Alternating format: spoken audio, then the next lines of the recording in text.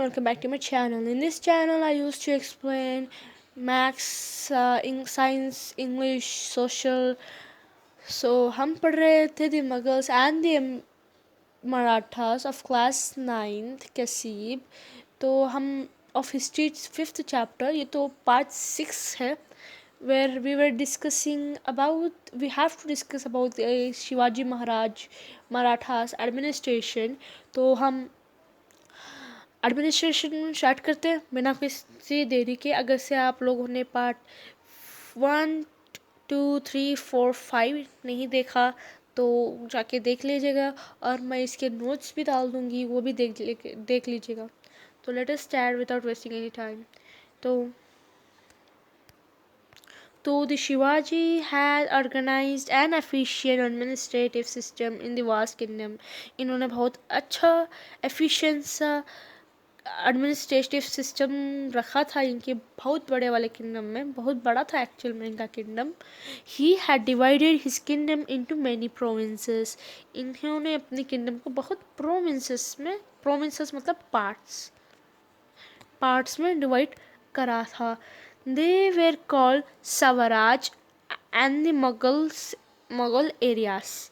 They were called Swaraj कहलाते थे या मुगल एरियाज कहलाते थे इनके जो प्रोविंसेस थे. Marathi was the language of the administration. Marathi जाके मेन लैंग्वेज यूज़ करी गई थी इनके एडमिनिस्ट्रेशन में. They were ministers known as, ministers का नाम क्या था? Ashtapradhans in the government to assist the king. Ashtapradhan जाके एक ये थे एडमिनिस्ट्रेटिव मिनिस्टर्स, जाके असिस्ट करते थे किंग को. जैसे कि मुगल्स में सरदार थे, वो से ही इसमें अस्थाप्रधान थे, अस्थाप्रधान. तो आप लोगों को ज़्यादा कर आएंगे क्वेश्चंस कि अकबर्स की एडमिनिस्ट्रेटिव बोलो या शिवाजी की एडमिनिस्ट्रेशन बोलो. ये सभी क्वेश्चंस ज़्यादा कर इन्हीं फेमस किंग्स के ऊपर आएंगे. या मुग़ल का एडमिनिस्ट्रेशन बोलो या दिल्ली सल्तनत का एडमिनिस्ट्रेशन बोलो, ऐसा क्वेश्चंस आएंगे आप लोगों को. तो आप लोगों को थोड़ा सा दिमाग में डाल लो, इजी ही ये concept. In addition to them they were other officials. इनके साथ साथ दूसरे ऑफिशियल्स भी काम करते थे. प्रोविंसेस,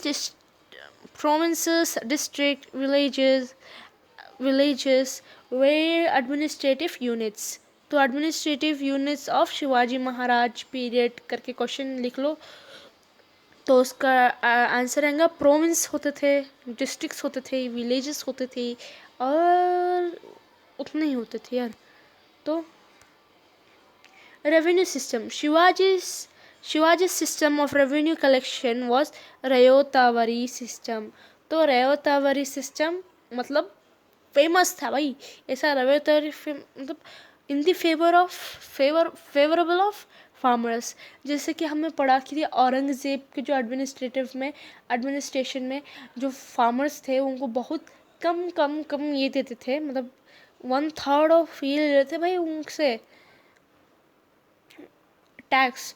तो उन्होंने ऐसा कहा कि फार्मर्स को उतना तकलीफ नहीं देते, तो हम एक अच्छी रेवेन्यू सिस्टम रखते हैं. तो ही एस्टैब्लिश्ड दी जहांगीर रेवेन्यू. जहांगीर नहीं, जहांगीर बच्चों, जहांगीर रेवेन्यू सिस्टम. इन्होंने एक नया रेवेन्यू सिस्टम खोला, उसका नाम जहांगीर रेवेन्यू सिस्टम है. The tax was collected in the form of money और मटेरियल. इनके जो टैक्स थे वो जाके रेवेन्यू या मटेरियल से, अगर से ये ले रहे हो, एक उनको टैक्स देना है एक दुकान को, तो वो एक चावल देंगे जो वो बेच रहे हैं, वो टाइप को मटेरियल, उसको बोला जाता है मटेरियल. मैं आपको लोगों को कंफ्यूज नहीं करूँगी. चाहत ऑफ द लैंड टैक्सेस मतलब 1/4 लैंड टैक्सेस. एंड द सरदेशी मुक्ति मतलब 1/10 of the land taxes. Types of taxation with practice. तो अब हम बात करते हैं उनकी जुडिशरी सिस्टम के बारे में. जुडिशरी तो in Shivaji's administration, traditional system of justice was in practice. इनके एडमिनिस्ट्रेशन में ना जस्टिस ट्रेडिशनल जस्टिस का मान बहुत प्रैक्टिस में था और बहुत ज़्यादा ट्रेडिशनल जस्टिस मिलती थी. The village panchayat used to dispense justice in the villages. तो जो विलेज पंचायत भी वही टाइम पे मतलब थे.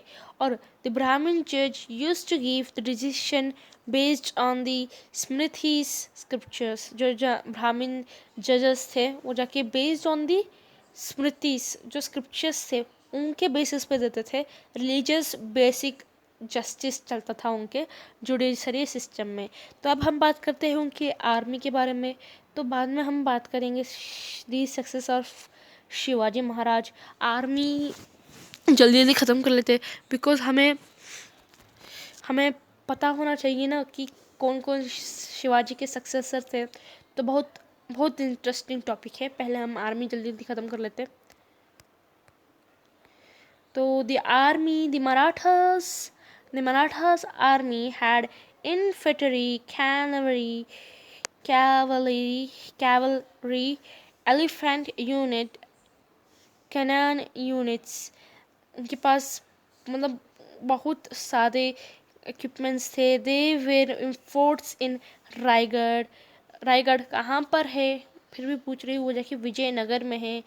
राजगढ़, तोरानागढ़, प्रतापगढ़ एंड सिम्हागढ़. इनके पूरे फोर्ट्स जाके बहुत इम्पोर्टेंट थे. The important forts of the Shivaji Maharaj period. तो आपको ये याद करना होगा. The havildar constable was the superior of the fort. जो हवालदार बोलते हैं ना, भाई साहब देखो उधर हवालदार खड़ा है, मतलब द कांस्टेबल, मतलब एक काइंड ऑफ सिक्योरिटी गार्ड को बोलते हैं हवालदार. तो वो जाके सुपीरियर ऑफ द फोर्ट था. वही पूरा ये करते थे. वॉचमैन के जैसा नहीं, पूरा फोर्ट को वही देखते थे. दी army was divided into small units. बहुत छोटे छोटे यूनिट्स में डिवाइड करी थी. शिवाजी के जो सोल्जर्स थे वे specially train in the guerrilla warfare. हमने पढ़ा था कि उन्होंने एक पुणे से जब स्टार्ट करा था तो किसी की एक छोटी सी इससे गुरिल्ला वॉरफेयर ट्रेनिंग करना स्टार्ट कर दिया था. तो एक बार पढ़ लेना, उतना इम्पोर्टेंट नहीं है, लेकिन आपको याद होना चाहिए कि शिवाजी ने अपना रूल कहाँ से स्टार्ट किया था. The answer is Pune. The successors of Shivaji.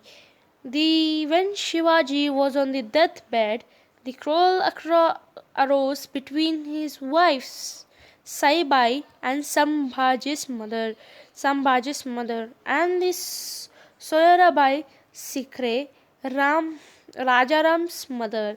तो उनके दो वाइफ्स हैं. किसके? शिवाजी महाराज के.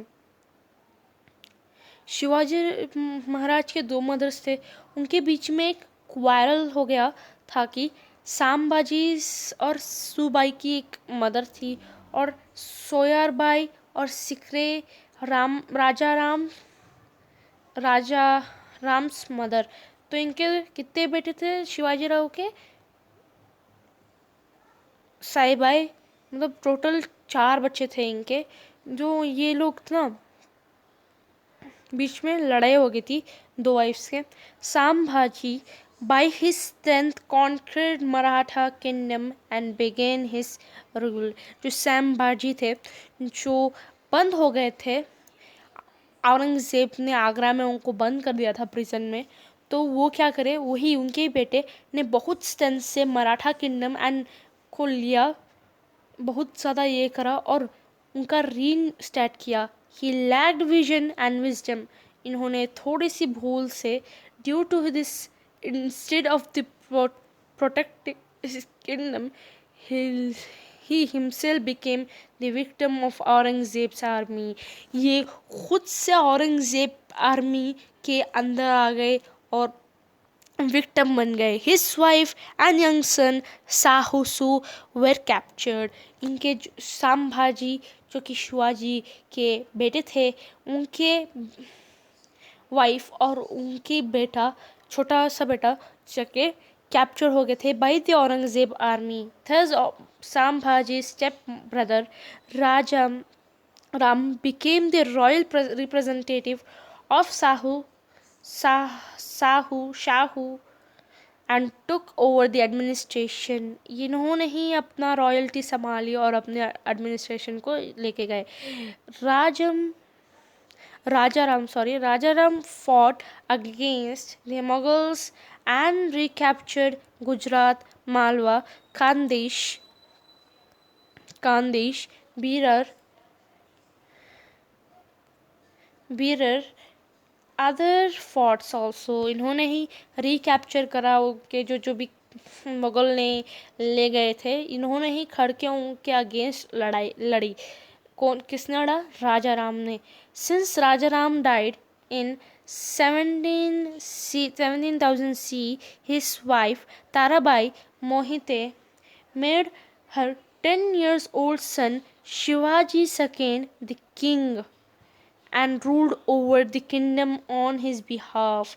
She served as the royal representative from 17,000 to 1708. She also waged war against Aurangzeb। तो जो राजा राम के जो जब वो मरे थे टाइम पे उनकी ही वाइफ ताराबाई मोहिते ने किंगडम को संभाला। वही रॉयल रिप्रेजेंटेटिव बन गई उनकी किंगडम की। और उनका 10 साल का बच्चा था ना, वो क्या 10 साल का बच्चा कितना ही सेंस होंगे उसको, उतनी गिरी हुई नहीं, क्या बोल रही हूँ मैं, स्टेबल नहीं है।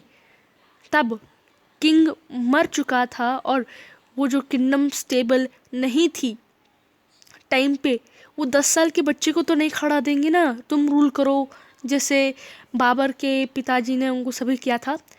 लेकिन ये खुद से गई और रूल किया उन्होंने। कितने साल रूल किया था इन्होंने? 17,000 CE से लेके 1700 CE तक उन्होंने रूल किया था। अगेंस्ट औरंगजेब भी इन्होंने बहुत से वॉर किए थे। Although initially the Mughals were victorious, later the Marathas recaptured the lost territory। जब इन्होंने जंग लड़ी थी ताराबाई ने, तो औरंगजेब की जो ये थी किंगडम वो जीती, लेकिन थोड़े साल बाद मराठास ने रिकैप्चर कर लिया उनकी टेरिटरीज को।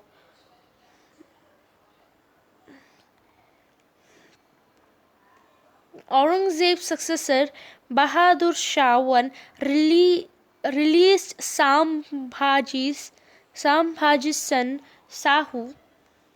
Sahu from the prison and permitted him to collect Chauth and the Sardesh Mukti taxes from Mughal lands in the south। तब जो बहादुर शाह थे वो उन्होंने जाके संभाजी के जो सन थे उनको रिलीज़ कर दिया, जो कि उन्होंने कैप्चर कर रखा था ना, पकड़ा रखा था, प्रिजन में रखा था, तो उनको उन्होंने रिलीज़ कर दिया। और टाइम पे जो उनके जो बेटे थे शाहू, तो उन्होंने पूरे जो लैंड टैक्सेस जो उनके पिताजी करके गए थे और उनके जो दादा करके गए थे वो पूरे कलेक्ट करना स्टार्ट कर दिए थे। And Tarabai gave up. Tarabai ने बोला नहीं, मैं नहीं कर सकती, मैं और नहीं संभाल सकती किंगडम को, कितना संभालेंगे यार, उनको तो पहले से ट्रेनिंग भी नहीं मिली थी संभालने के लिए, तो वो गेव अप कर देती है। But Shahu was not competent enough. वो उतना उनके पास नहीं था शाहों के पास कि मैं इतनी बड़ी किंगडम चला सकूं। मतलब वो होता ना राजा के पास जज्बा एक किंगडम चलाने का, वो सा जज्बा सामाजी के बेटे शाहू पे नहीं था। He handed over the administration to the Peshwa prime minister. Peshwa जाके प्राइम मिनिस्टर को बोलते हैं।